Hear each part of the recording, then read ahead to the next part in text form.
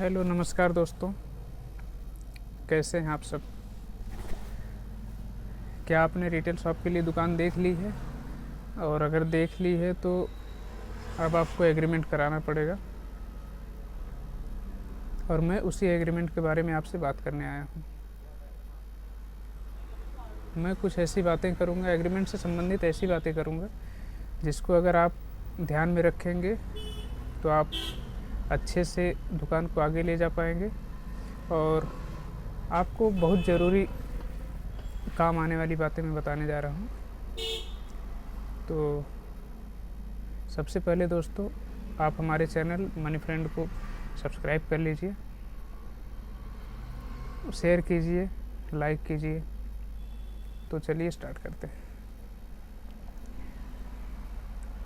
सबसे पहले दोस्तों, हम समझते हैं एग्रीमेंट क्या होता है। जब आप एक दुकान करने जाते हैं, रिटेल शॉप करने जाते हैं, कोई सी भी शॉप करने जाते हैं, मैं रिटेल शॉप की बात करूँगा, तो आप दुकान अगर किराए से लेते हैं तो जो आपका दुकान का मालिक होता है और आप दोनों के बीच में एक आपसे सहमति होती है कि आपकी दुकान मकान मालिक दे रहा है आपको, तो एक भाड़ा लेगा, कितने टाइम के लिए देगा, क्या फैसिलिटी आपको चाहिए या क्या वह दे रहा है, इन सब बातों का ज़िक्र होता है। तो मैं उनको बताने जा रहा हूँ, एक तरफ से बताऊँगा। तो दोस्तों समझ लीजिए, एग्रीमेंट में सबसे पहले जो बात होती है वो होती है कि आप दुकान कौन सी कर रहे हैं, किस नाम से कर रहे हैं, आपका प्रोडक्ट क्या होगा। बेकरी कर रहे हैं या मेडिकल स्टोर है, कॉस्मेटिक शॉप है या जो भी है, तो उसका नाम और आप उसमें क्या सामान बेचेंगे उसका रहता है। आप कोई अवैध चीज़ें नहीं रख सकते उसमें, ना तो बेच सकते, ना तो आपने भाड़े पर दुकान ली है तो आप उसका यूज़ अपने लिए ही करेंगे, किसी अन्य के यूज के लिए नहीं देंगे। ऐसी बातें रहती हैं। तो मैं पहले बताऊंगा इसमें कि इसका टाइम पीरियड नॉर्मली क्या करते हैं, दुकान मालिक 11 महीने का एग्रीमेंट कराते हैं। वो एग्रीमेंट इसलिए होता है दोस्तों कि दुकानदार उस पर मालिकाना हक न जताए, क्लेम न करे कि मैं तो यहाँ 2 साल से 3 साल से दुकान कर रहा हूँ तो ये मेरी है। तो इन सब से बचने के लिए दुकान का मालिक अपने दुकानदार से या किराएदार से वो एग्रीमेंट कराता है, जो 11 महीने का, नॉर्मली 11 महीने का होता है। तो आप अगर मार्केट में आ रहे हैं, मार्केट में बिजनेस करने के लिए उतर गए हैं, तो आप ये समझ लीजिए दोस्तों कि आप ज़्यादा से ज़्यादा समय के लिए एग्रीमेंट कराएं। कोशिश करें 5-6 साल 10 साल का एग्रीमेंट कराएं। उससे क्या होता है, अगर आपने 11 महीने का कराया तो 11 महीने 1 साल तो ऐसे ही आपको स्ट्रगल टाइम में लगते हैं। 11 महीने में आपका मार्केट जब बनने लगता है, जब स्ट्रगल टाइम रहता है, तो दुकान मालिक आपसे पैसे की डिमांड जो आपका एग्रीमेंट में है वही करता है। सपोज़ 10,000 रुपये मैं मान के चल रहा हूँ, तो 10,000 रुपये मांगता है, लेकिन उन 1 साल के दौरान आपकी अर्निंग ज़ीरो रहती है, बहुत कम प्रॉफिट रहता है या तो न के बराबर रहता है, लेकिन उसको 10,000 रुपये हर महीने आपको भाड़ा देना रहता है और आप देते हैं। लेकिन उसके बाद आपकी दुकान जमने लगती है, आपकी अर्निंग होने लगती है, सब ठीक ठाक जब चलने लगता है, रास्ते पे हो जाता है, तो दुकान का मालिक ये सोचता है कि अब तो इस अर्निंग हो रही है, तो फिर अपनी डिमांड बढ़ाते जाता है। इनडायरेक्टली समझ लीजिए वो चाहता है कि क्योंकि ज़्यादा अर्निंग हो रही है तो कोई और भी आएगा तो इतना देगा, या तो इनके बने बनाए मार्केट का फ़ायदा मैं खुद उठा के मैं खुद ही वही शॉप कर लूँ जो दुकान चल रही थी। तो इसके लिए आप कोशिश करें कि एग्रीमेंट थोड़ा ज़्यादा पीरियड के लिए बनवा लें तो बहुत बेहतर है। 5 साल 10 साल के लिए जो इंक्रीमेंट होता है, जो साल का बढ़ता है 5%, 10%, 500, 1000, 2000, 5000 रुपये, आप उसको एग्रीमेंट में मेंशन करा लें, लेकिन एग्रीमेंट टेन्योर जो है उसको आप बढ़ा के रखें। और रेंट कितना होगा, रेंट देने का टाइम क्या होगा, 1 तारीख से 10 तारीख या 10 तारीख से 15 तारीख, 15 तारीख से 20 तारीख के बीच में कब आपको देना है, एग्रीमेंट में स्पष्ट रूप से लिखवा लें। और उसके बाद में दुकान मालिक एक काम करता है कि वो पकड़ी लेता है कुछ, सामान्यतः यह सब जगह पे होता है। तो आप देखेंगे आपसे पगड़ी की डिमांड करता है, कई जगह 3 महीने, कई जगह 6 महीने का भाड़ा, कई जगह तो एकमुश्त राशि होती है। तो आपसे कितना होता है, आप इस पे कोशिश करिए कि आपको कम से कम देना पड़े। उससे क्या होगा, सपोज कीजिए आपको 6 महीने का भाड़ा अगर उन्होंने पगड़ी पर रखा हुआ है और 10,000 रुपये भाड़ा आपकी दुकान का है, तो अगर आप उसको 2 महीने का पगड़ी अगर दे रहे हैं, 2 महीने के भाड़े की को पगड़ी के रूप में दे रहे हैं, तो आपके पास 40,000 रुपये बचते हैं। और उस 40,000 रुपये को आप अपनी दुकान में पूंजी के रूप में यूज़ कर सकते हैं। तो इससे आपको फ़ायदा क्या होगा, वो 40,000 रुपये आपको पूंजी में लग जाएंगे और वो आपके बिजनेस रेवेन्यू में हेल्प करेंगे। और वो पगड़ी लेते क्यों हैं, पगड़ी लेने का एक सिंपल सा फार्मूला रहता है दोस्तों। वो ऐसा बोलते हैं, या तो अपने सिक्योरिटी के लिए बेसिकली वो ऐसा बोलते हैं कि अगर आपने भाड़ा नहीं दिया, बीच में आप छोड़ के भाग गए, या 1-2 महीने आपने भाड़ा होल्ड किया, तो मैं इसी को रिकवरी करूँगा। और आपने जैसे सपोज कीजिए 2 महीने की पगड़ी दिया और 1 महीने आपने भाड़ा नहीं दिया, तो मैं बता दूंगा कि आपने 1 महीने का भाड़ा नहीं दिया और अगले महीने अगर आप नहीं देते हैं तो वो नोटिस दे देगा कि आप मेरी दुकान खाली कर दें। एग्रीमेंट में एक मेंशन रहता है कि जब दुकानदार चाहे या तो दुकान मालिक चाहे, अगर खाली करना चाहते, कोई भी पक्ष खाली करना चाहता है, तो 1 महीने के पहले नोटिस देना पड़ेगा, बताना पड़ेगा कि आप मेरी दुकान 1 महीने में खाली कर दें।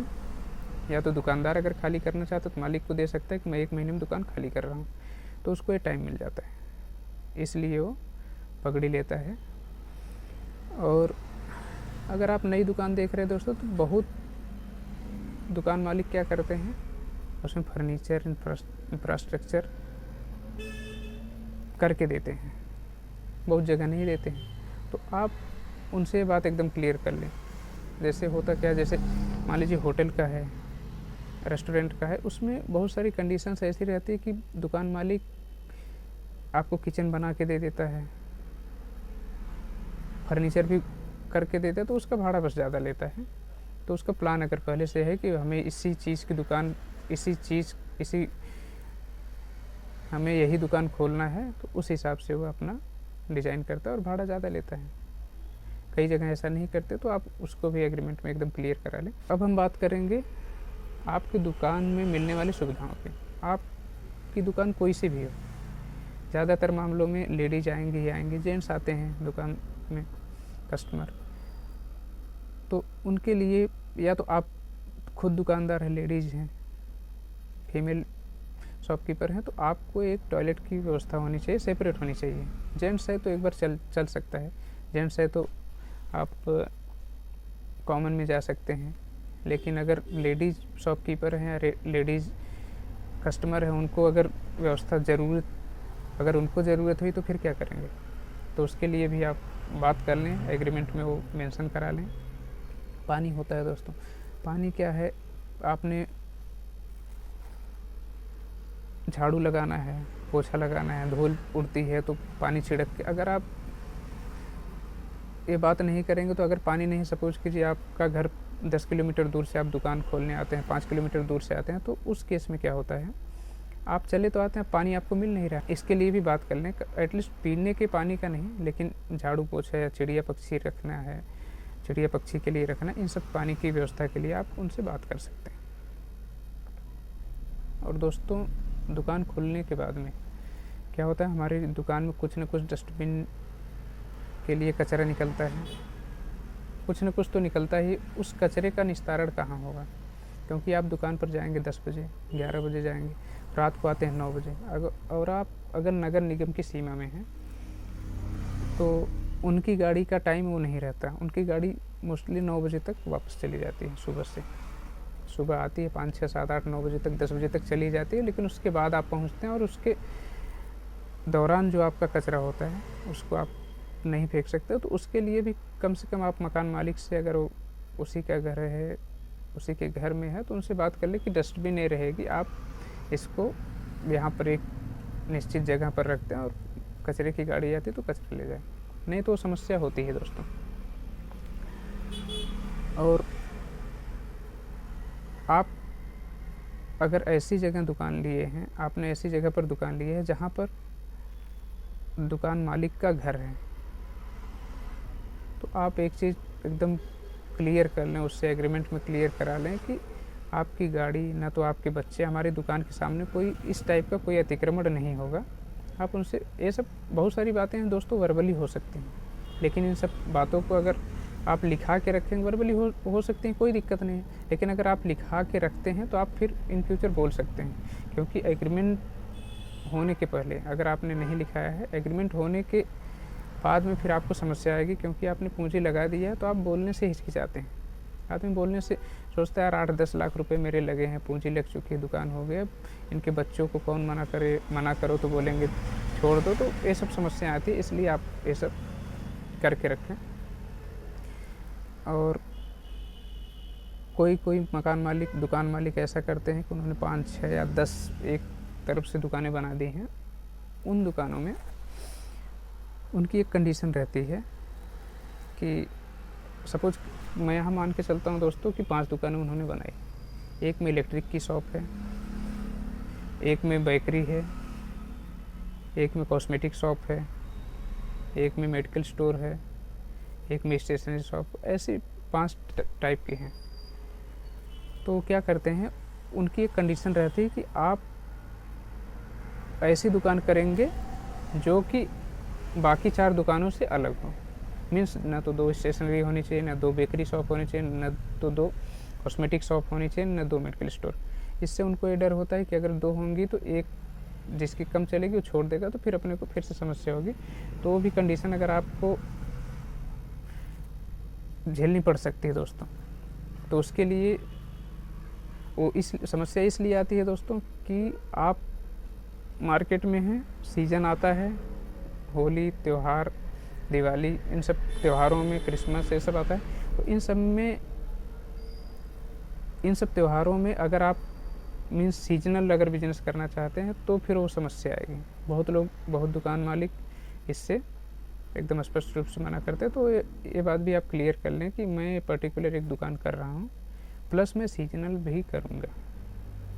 लाइक होली के आइटम रहेंगे, दिवाली के रहेंगे, क्रिसमस के रहेंगे, कुछ भी, ये भी आप एकदम क्लियर कर लें। और आपकी दुकान का जो शटर रहता है दोस्तों, होता क्या, वो मेंटेनेंस मांगता है, उसमें ग्रीसिंग है, इंटरलॉक है, ऐसे कुछ जो भी काम होते हैं, तो इनका भी आप क्लियर कर लें कि मेंटेनेंस या रिपेयरिंग ये कौन कराएगा। कायदे से नियम तो ऐसा होना चाहिए, होता है कि दुकान मालिक ही ग्रीसिंग करा के दे, लेकिन वो कराता नहीं। अगर एग्रीमेंट में है तो वो कराएगा। इसलिए आप इसका भी ध्यान रखें। और दुकान खोलने से पहले दोस्तों आप मकान मालिक से बात एकदम क्लियर कर लें कि चूँकि आपकी दुकान तो कमर्शियल है, तो आपको कनेक्शन भी कमर्शियल लेना है, बिजली का कनेक्शन।